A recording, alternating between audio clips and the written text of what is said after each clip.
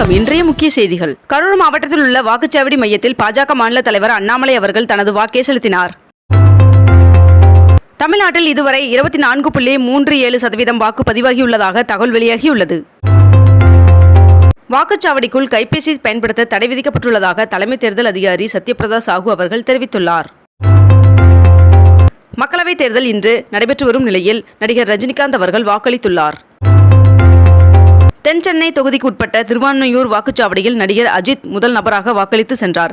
சென்னை விருகம்பாக்கத்தில் மனைவியுடன் வாக்களித்தார் நடிகர் சிவகார்த்திகேயன் அவர்கள். சென்னையில் இன்று 22 கேரட் ஆபண தங்கத்தின் விலை சவரனுக்கு ஒரே நாளில் 440 ரூபாய் அதிகரித்து ஒரு சவரன் 55,120 ரூபாய்க்கு விற்பனையாகிறது. அதேபோல் 1 கிராம் வெள்ளியின் விலை 90 ரூபாய்க்கு விற்பனை செய்யப்பட்டு வருகிறது. தொடர் விடுமுறையின் காரணமாக விமான கட்டணம் உயர்ந்துள்ளதாக தெரிவிக்கப்பட்டுள்ளது. நாடாளுமன்ற தேர்தலை ஒட்டி தமிழகத்தில் இன்று 19,000 துணை ராணுவ படையினர் பாதுகாப்பு பணியில் ஈடுபடுத்தப்பட்டுள்ளனர். இன்று தமிழ்நாடு மற்றும் புதுச்சேரியில் உள்ள 40 மக்களவை தொகுதிகளில் ஒரே கட்டமாக வாக்குப்பதிவு நடைபெறுகிறது. முதல் இந்தியன் நிலவில் தரையிறங்கும் வரை இந்திய விண்வெளி ஆராய்ச்சி மையம் தொடர்ந்து நிலவு நோக்கி மீண்டும் மீண்டும் படையெடுக்கும் என்று இஸ்ரோ தலைவர் சோம்நாத் அவர்கள் தெரிவித்துள்ளார்.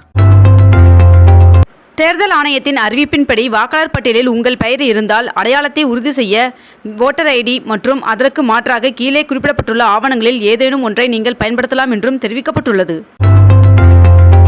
சென்னையில் இன்று தனது வாக்கை பதிவு செய்ய இருக்கிறார் தமிழக ஆளுநர் RN ரவி அவர்கள்.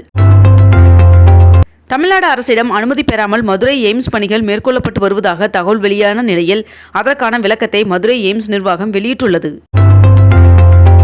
மக்களவைத் தேர்தலை ஒட்டி சென்னை மெட்ரோ ரயில்கள் இன்று சனிக்கிழமை அட்டவணையின்படி வழக்கம் போல் இயக்கப்படும் என்று தெரிவிக்கப்பட்டுள்ளது.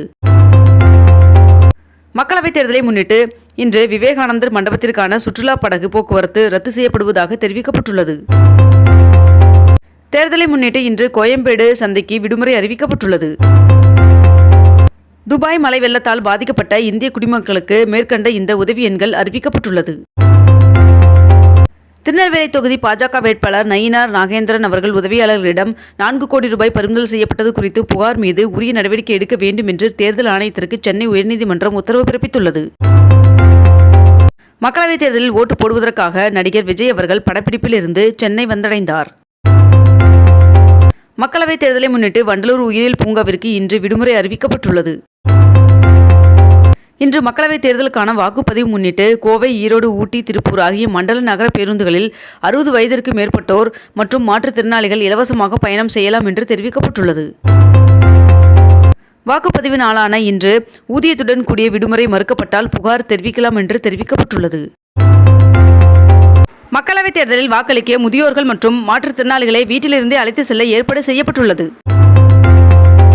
கன்னியாகுமரி மாவட்டம் விளவங்கோடு சட்டப்பேரவை தொகுதியில் இன்று இடைத்தேர்தல் நடைபெற உள்ளது. தமிழ்நாட்டில் இன்று வெப்ப அலை வீசும் என்று தெரிவிக்கப்பட்டுள்ளது. தேர்தலை முன்னிட்டு இன்று சினிமா காட்சிகள் ரத்து செய்யப்படுவதாகவும் மாலை மற்றும் இரவு காட்சிகள் வழக்கம் போல் செயல்படும் என்றும் தெரிவிக்கப்பட்டுள்ளது. மதுரையில் கள்ளழகர் சித்திரை திருவிழாவை முன்னிட்டு வருகின்ற ஏப்ரல் 23ஆம் தேதி மதுரை மாவட்டத்திற்கு உள்ளூர் விடுமுறை அறிவிக்கப்பட்டுள்ளது. ஆந்திரா, தெலுங்கானா உட்பட 10 மாநிலங்களில் 96 தொகுதிகளுக்கு அடுத்த மாதம் 4ஆம் கட்ட லோக்சபா தேர்தல் நடத்தப்படுகிறது. இந்நிலையில் இதற்கான வேட்புமனு தாக்கல் தொடங்கியது. மகாவீர் ஜெயந்தியை முன்னிட்டு வருகின்ற ஏப்ரல் 21ஆம் தேதி சென்னையில் இறைச்சி கடைகளை மூட மாநகராட்சி உத்தரவிட்டுள்ளது. இத்துடன் இன்றைய தலைப்புச் செய்திகள் நிறைவடைகின்றன. மேலும் இதுபோன்ற அண்மை தகவல்களை உடனுக்குடன் தெரிந்து கொள்ள அக்னிபூ சேனலை சப்ஸ்கிரைப் செய்து கொண்டு தொடர்ந்து இணைந்திருங்கள். நன்றி, வணக்கம்.